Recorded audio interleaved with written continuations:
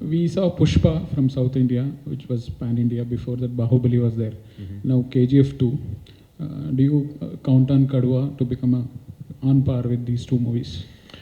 No. See, I mean, I expect Kadwa to do good business, obviously. But it is not just about the business, right? Films like Bahubali, KGF, and Pushpa, I think, sort of grew in stature enough to almost become cultural icons. Kadwa is very much smaller in scale when compared to those films. Kadwa is much more rooted in nativity. Even the styling, the design, the aesthetics might not be something that appeals to everybody across the country. We are aware of it.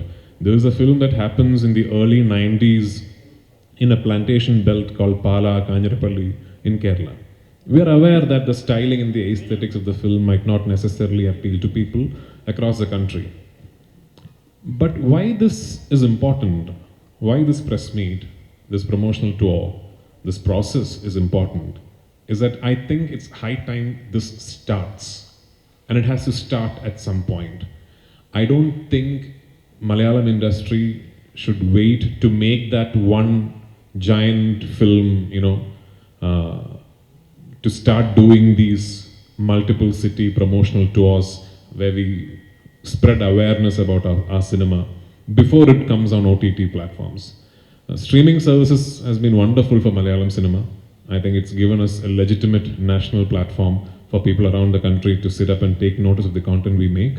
But I also think it is important that even before that, we give film lovers across the country a genuine chance to come and watch Malayalam cinema at a language of their choice on the big screens. So, why I'm doing this for Kadwa is not just for Kadwa. It's for all the films that will follow. It's for the industry that I belong to. It's for the cinema that I'm in love with. And for the language that I know can create beautiful content consistently over a period of time. Actually, this is another gift of a pan-Indian category. Now you're doing pan-Indian movie. Is there any plans to do a pan-world movie in future? See, nobody asks this to, I don't know, Christopher Nolan, right? Sir, will you do a pan-world film? This is granted, his films are pan-world. So nobody will ask this, I don't know, to a Jerry Bruckheimer when he does a film. It's just granted it's a pan-world film. So yeah, I do think that it is not something that you design and then do. I think it's organically something that will happen. I don't think even the producers of Bahubali could have designed what happened after the release of Bahubali. Yeah, you hope and you pray that it goes on to become a success everywhere. But I don't think the producers of Bahubali would have imagined that it would become so big across the country and across the world. We are perfectly capable. I think India is perfectly capable of doing cinema that can be seen and appreciated across the world. And we don't need to look anywhere outside for content. I mean, you look into ourselves, you look into our culture, our heritage, our society. We can come up with so much of content. We have the skill, we have the technical expertise. Now we have the money, we have everything.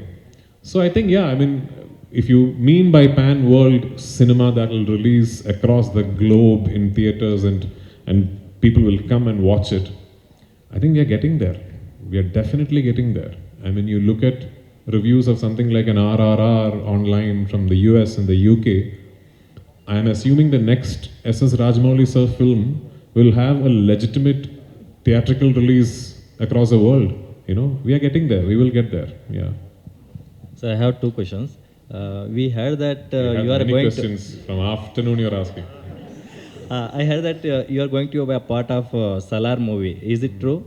One question. Another question is the intention and intuition of the Ayappanam Kosham movie and Kadwa is bit similar. How can we differentiate as an audience? So regarding the first question, I mean, I would have loved to deny it, but Prabhas said it right, so I can't deny it also. So, yeah. See, Salar is a project that came to me long back. Even Hombale spoke to me about Salar even before I agreed to present KGF 2 and all that. Then the pandemic happened and the shoot got postponed.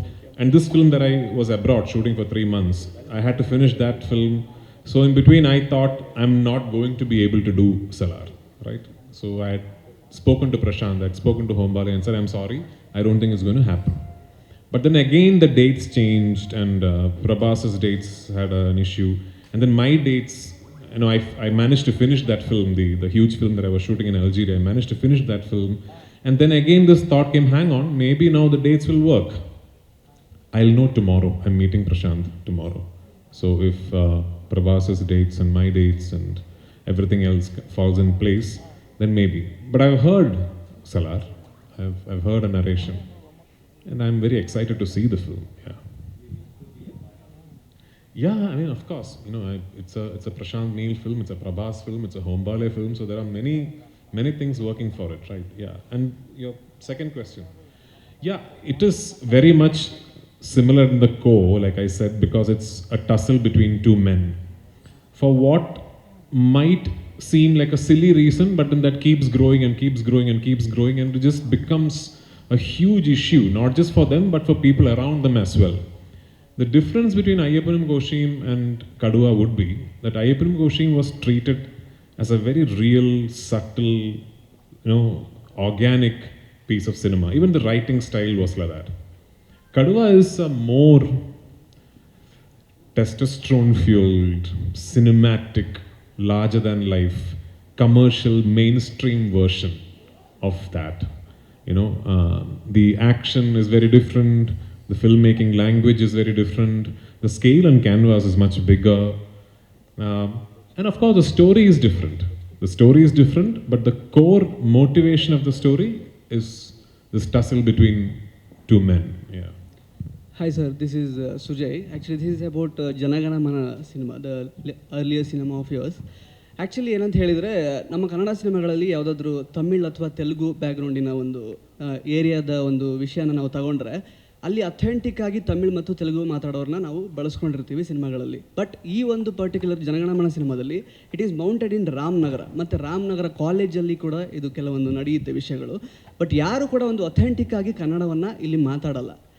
Why it is like that? And even the police officers also, some speak some broken Tamil and Kannada, but Kannada ಸರಿಯಾಗಿ ಯಾರು ಮಾತಾಡಲಿಲ್ಲ. ಅಂದರೆ ಮಲಯಾಳಂ ಇಂಡಸ್ಟ್ರಿಯಲ್ಲಿ ಒಂದು ಡೀಟೇಲಿಂಗಿಗೆ ಜಾಸ್ತಿ ಒಂದು ಒತ್ತು ಕೊಡ್ತಾರೆ, ಬಟ್ ಇದರಲ್ಲಿ ಅದು ಮಿಸ್ ಆಗಿದೆ, ಯಾಕೆ ಅಂತ. So Janaganamana, when I heard the story, I thought it was important that film should not be bound to a particular place or a particular time. And why I thought that was important? Because it to me felt genuinely like a story that could happen at any place, at any time. It also had a prerequisite of seeming to be very cosmopolitan in nature. Meaning, it had to happen in a place where people speak different languages, there are different cultures, there are different etiquettes, all, coming together, like very cosmopolitan. So it had to be part fiction, part real, part inspired, part, completely fictional. So because of that, we placed it in a time, space and manner where there are people speaking different languages, broken versions of different languages, people seeming like they are from places you can't make out but you think you know. So that is the quality of Janaganamana that was deliberately woven into the narrative. And that was our effort at trying to make it seem universal. And I think we pulled it off, because I do believe that was one of the reasons why that film sort of hit a chord with people across the country. It seems like it could happen anywhere. And for us in Kerala, if you look at the geography or the topography of where could be a place where people speak more than 3 or 4 languages, people seem like they are from different places, people seem like they're from different cultures. It's that trifecta border of Kerala, Karnataka, Tamil Nadu, it's that place. Which is why we sort of placed it at a fictional place inspired by that cross-section.